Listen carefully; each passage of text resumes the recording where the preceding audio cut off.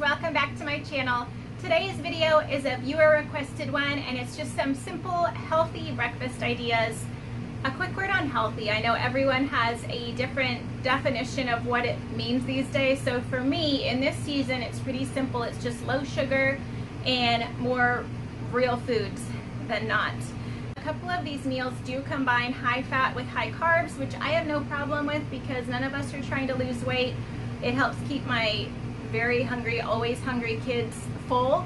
But if you are trying to lose weight, you might want to consider separating the fat and the carb into separate meals or snacks. This first breakfast idea is Dave's Killer Bagels, and I like to do half of a bagel with cream cheese paired with a hard-boiled egg and some fresh strawberries, and this is a great breakfast for on the go. This next breakfast idea is one I do have to do the morning of, but I don't mind because it takes just seconds to put together. And it's steel cut oats in the Instant Pot. I just add 2 cups of oats with 6 cups of liquid, usually water, to the pot, and then sprinkle in a little cinnamon and a pinch of sea salt to help bring out the flavor. This does take about 30 minutes from start to finish, with the time that it takes the pressure to build up and release, but like I said, the hands-on time is next to nothing and the cleanup is really easy.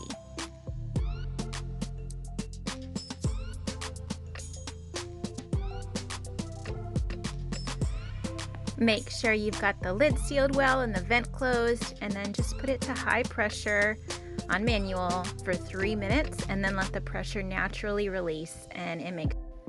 We often like to eat this with peanut butter and fresh blueberries or raisins and cinnamon, but today we're going to do frozen cherries and a little vanilla. The frozen fruit helps cool the oatmeal down quickly so the kids don't have to wait to eat it. Another breakfast idea is these muffins. These are made with this protein Kodiak cakes mix. This is a pancake and waffle mix, but on the side they have a recipe for muffins. And I just used coconut sugar instead of the brown sugar because it's lower glycemic. And I used almond milk instead of the regular milk. And they're pretty tasty. They're high in protein, fairly low in sugar, and there's no prep work the morning of. If I'm going to do something the morning of, I like it to be really quick. So we'll probably do these with either hard-boiled eggs I made in the Instant Pot yesterday or green smoothies. And here's a couple of tips for green smoothies if that's something that you'd like to get started on. I know the color green can be off-putting for a lot of kids, so one of the things that we did was when we first started doing them, we would put the smoothie in a cup that had a lid and you couldn't see through the cup or the lid, so the kids couldn't see what color green they were drinking. And then the second tip is just to start with spinach as your green because it's so mild. You can mix it with any fruit and you really can't taste it at all. And eventually you can add more spinach, and then eventually you can work up to like stronger tasting greens. But those are 2 tips that have served us well. Another breakfast option that we really enjoy that's great for on the go is Chunky Monkey smoothies. And I actually make this for myself almost every morning, but the kids really enjoy it too. So I'm just making 1 serving for me today because I already fed the kids, but I just add a cup of almond milk to the blender, a scoop of this Vital proteins, collagen peptides that I got at Costco. I add about maybe a teaspoon, maybe 2 teaspoons. These are whole flax seeds and they just help bulk it up a lot. They help me stay full longer. And then this is optional, you can't taste it, but I got this at Walmart and I add just a tiny, like maybe half a teaspoon of this for some MCTs.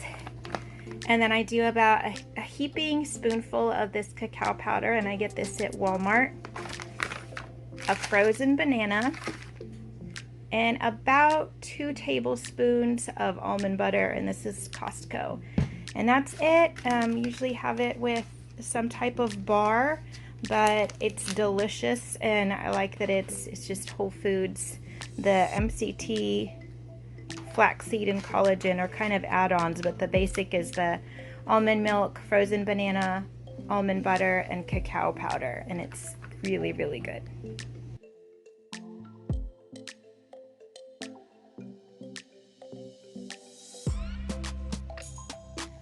We are on the go again this morning, so we had breakfast for dinner last night. And we had these Kodiak cakes, these protein pancakes, so we're just going to use those for leftovers. Put some peanut butter on it instead of syrup so it's easy to take with us. And then we've got some leftover bacon and some blueberries, so that's what we're doing today. The last breakfast idea I have for this video is just a simple, I guess it could be called a breakfast frittata. It doesn't have cream or bread, so it's not as fluffy as a bake, it's flatter, but it's just any combo of meat, veggies, cheese, and eggs. For this one I used crumbled up bacon, chopped up spinach, cheese, salt, pepper, and just poured beaten eggs over the top. I bake ours at 375 for about 20 minutes or until the middle is just firmed up and you can tell the eggs are cooked. I love making this because it's so versatile. You can literally use any veggies, although I do like the spinach because you can just throw it in there fresh, and other veggies you would definitely want to saute first. This is the next morning. This is our breakfast today. I paired this breakfast frittata bake, whatever you want to call it, with some whole milk plain yogurt.